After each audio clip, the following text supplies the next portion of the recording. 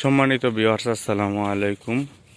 কৃষিকাজ বাংলাদেশের পক্ষ থেকে আজকের ভিডিওর টপিক হচ্ছে কলা বাগানে সার দেওয়ার পর কলা বাগানের গাছগুলি দেখতে কীরকম হয়। দেখতে পাচ্ছেন, আমি গত ভিডিওতে দেখিয়েছিলাম আপনাদেরকে এই বাগানে সার দিয়েছি। তো এখন কলা বাগানের গাছগুলি দেখতে অনেকটাই কালো হয়ে গেছে এবং গাছের নতুন নতুন পাতা বের হচ্ছে খুব দ্রুত।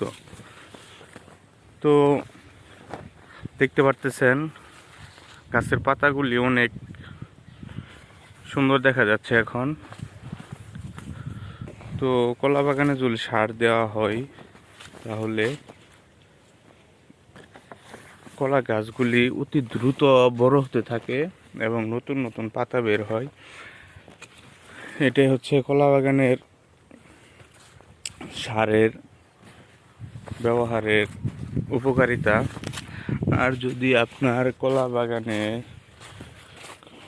বাগানে বা কলা গাছের খাবারের সমস্যা হয় তাহলে দেখতে পারবেন এই যে কলার গাছগুলি এরকম হয়ে যাবে।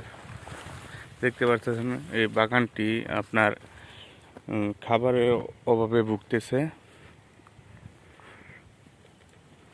তো যদি ঠিকমতো যত্ন বা সেবা না করা হয় তাহলে কোনো জিনিসই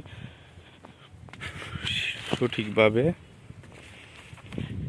সেটা হোক মানুষ, সেটা হোক জীব, সেটা হোক বৃক্ষ, কোনো জিনিসই সেবা না পাইলে ভালো হয় না। তো এটা হচ্ছে তার একটি প্রমাণ।